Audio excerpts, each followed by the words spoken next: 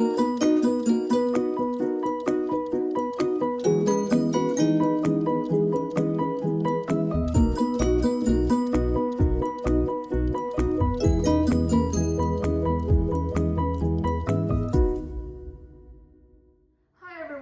we are going to be doing a science experiment called Whatever Floats Your Boat.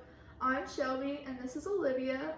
So to get everything rolling, can anyone tell me whether or not they've ever ridden on a boat before? I'm sure most of y'all have, whether it was your parents' boat or some other family member's boat. Do you think that the size or shape of the boat matters whenever it comes to the boat actually floating on water? Also, do you think that the weight limit matters on a boat?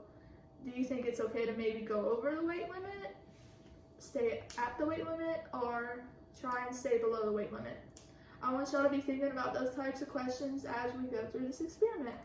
Yeah, so like she said, keep those in mind as we start our experiment.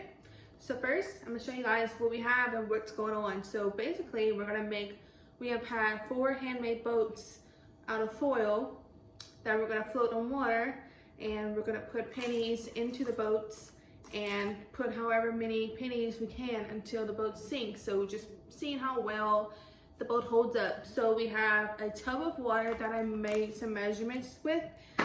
There is 1,000 milliliters of water, and then I made some extra measurements above that so we can measure the displacement of water, because we're measuring that, we're measuring the density, the buoyancy, and like the weight of the actual boat in grams. So we have that. Then we have some pennies. So we have 200 to be exact to use for the boats. And then we have our 4 handmade boats out of foil that we marked with numbers in them so we know which one's which. And you can see that they're all made and shaped differently. They vary in size, shape, and that is going to be the true test of this whole experiment, to see whether or not a certain shape or a certain size holds up the pennies better. Yeah, so as we have them all right here, which one do you think will hold up the most pennies until it sinks? And look at this one. This one's kind of shaped like a boat, like an actual boat. It has pointy ends. It's more like oval shaped. And then we have this one that's more rectangular shape, but kind of like just shorter. Then we have this circular one with like some rough edges. That could help. And then the very last one is a larger square. It doesn't really look a whole lot like a boat, but you'll see what happens. You never know, the one you think that will never hold anything might be the one that holds the most. So we're gonna go ahead and get started. And then I have some paper towels right here too to dry the pennies whenever we start with our first boat, because it's always important to keep the pennies dry before going on to the next boat. And then we have a beautiful chart here to record our measurements. Like I said, we're gonna be measuring the weight, the density, and the displacement of water. And as we go, I'm gonna tell you guys how that goes. And then we have the number of pennies that support it. And where we already have filled out is the volume of each boat. So like boat 1 was 160 cubic centimeters and so on. All right, so we have our first boat that we labeled 1, and we're gonna go ahead and do that one first. So I'm gonna stick it into the water. And as you can see, it is floating, but the pennies, however many pennies we add to it, is gonna eventually make the boat go lower, like disperse into the water, and like the fluid will cover water, which is the buoyancy. Okay, so we're gonna get started by placing 1 penny at a time, because we're supposed to keep track of how many hold it. So 1, and as you can see, it's still holding. 2, and then we're gonna go ahead and try to like make it surround the boat. You know, just think strategically what can hold the boat. 6, and the placement of the pennies is very beneficial to doing that. 9. So far we have 9 pennies. 9, and it's still going strong. 11, 12, 13, 14, 15, 16. How many do you think will hold? 7, Going on 18. 19, 20. Do you think this boat could hold another 20? I don't know, let's see.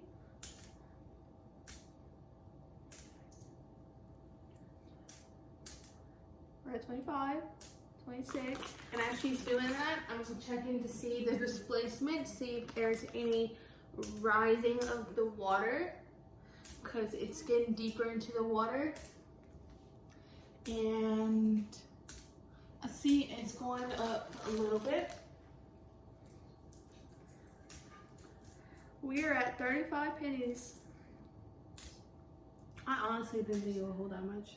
Me either. I had such not high hopes for this one.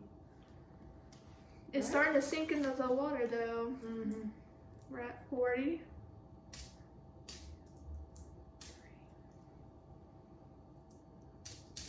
45. I think it's still 2 more this way, so 60. It's slowly starting to sink into the water, y'all. 61, 62, 63, 64, 65, 66, 68, 69, 70, 71,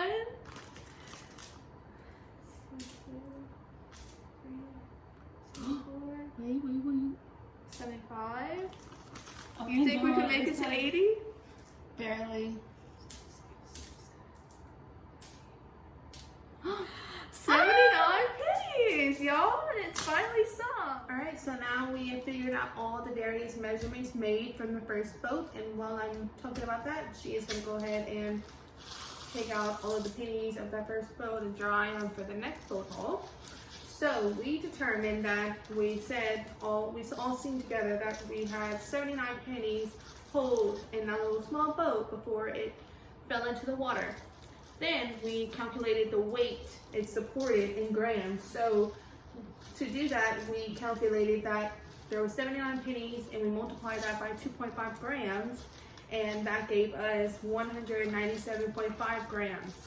The density before sinking in grams per cubic centimeters, and we did that by using the weight that we just calculated, which is 197.5 grams, and divide that by the volume, which we have calculated previously to this experiment, which is 163 cubic centimeters, and we got 1.23 grams per cubic centimeters.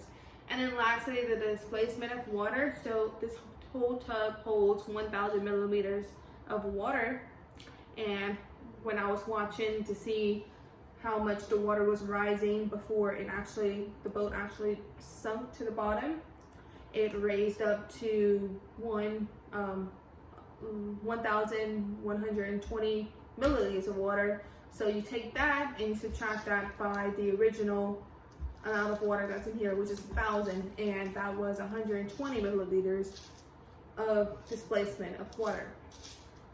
So we're going to repeat this process with the other 3, and we're going to go ahead and start with the second one. So this is boat number 2. You can see that was the more circular boat with the rough edges. I feel like I have high hopes for this one because the edges are thicker, which I feel like it's tougher, it'll hold more. What do y'all think is going to happen? Yeah. What are y'all predictions?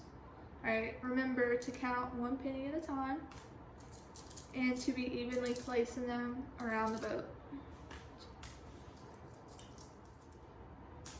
So as she's doing this, how do you think the density could be changed with something like this? Like if you're thinking about density, how can it be changed? And with this water and the boat holding the foil boat holding the pennies. Well, the boat's slowly starting to sink on this side, and we are at 35 pennies total so far. Still holding strong.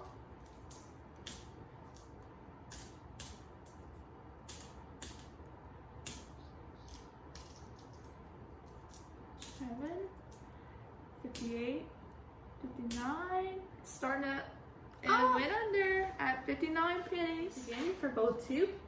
and we had occurred before the experiment started that there was 105 cubic centimeters of volume into that boat, and we had noticed that there was 59 pennies that can support that boat in the water.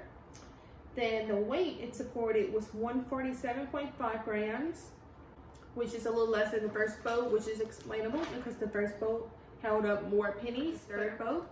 So here is our third boat, and as you can see, it is much more on the narrow side, and it is much longer than boat 2, and it looks a lot more like a rectangle, whereas boat 2 is more circular.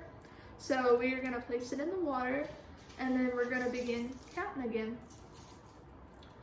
So how many pennies do you think this boat can hold? So as she's doing that, I had asked a question at the last boat thing about the density, how can it be changed in water, and whatever you had any thoughts about that. Well, to answer that question, so as the boat is floating, the object is less dense because it's still up on the surface. But if it sinks, that's when the boat becomes more dense compared to the water. And I feel like the flatter the boat is, like the longer it is, the less displacement will happen. Just because it's not taking up as much space. 60. I could see that it is starting to tilt over to the side a little bit more.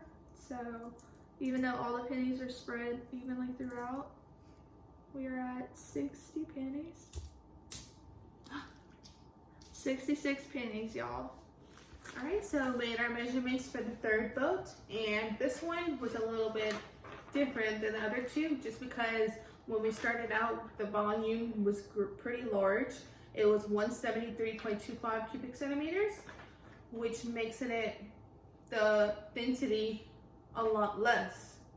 So when we calculated the pennies it supported, which was 66, we found the weight from it, which is 165. And then, like I said, whenever we went to the density, we had to divide the weight, which is 165 grams, which was less than the volume of the actual boat, which ended up being 0.95 grams per cubic centimeters, which is low density. And then it was exactly 1,100 milliliters of difference of displacement in water, which that subtracted by 1,000 is 100 milliliters of water. So next we're going to move on to the fourth and final boat. And as you can see, this foil boat is rather small, and it actually probably reminds you a lot more of an actual boat than the other three. It has the pointed edges, it's round, not round, but like narrow for the most part. So let's see how many pennies this one will hold. 19, 20, 21,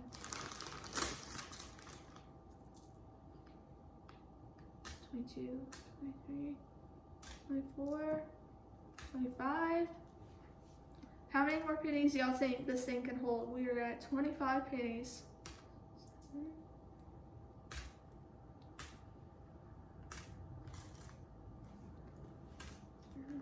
I'll put some more on the side. It's like it's sitting at the surface, but it's still floating because of how long it is. 48, 49,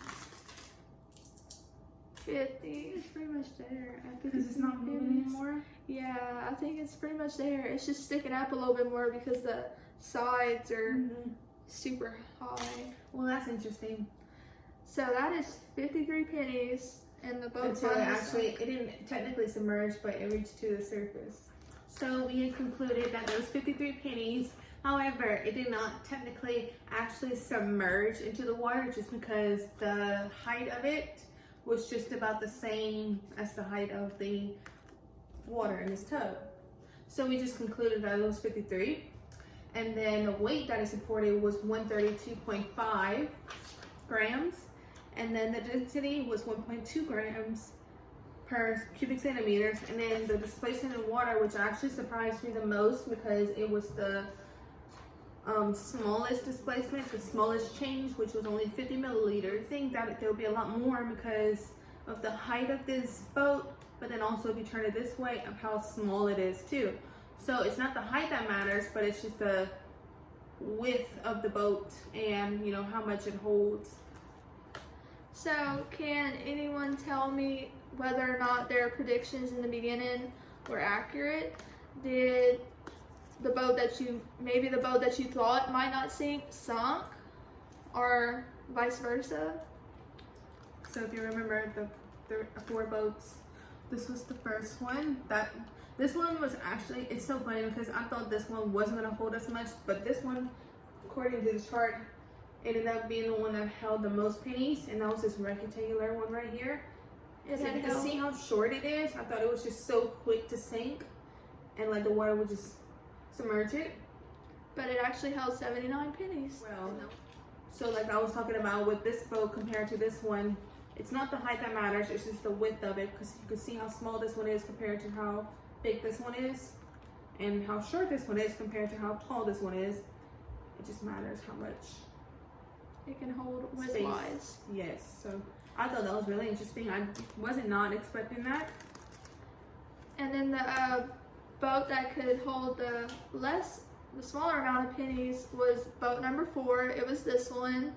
And as Olivia said, this was the one she predicted would hold the most just because of the way it was shaped and just the height and everything. And it held a total of 53 pennies. So that's it for our science experiment, guys. Thanks for watching. Thank you.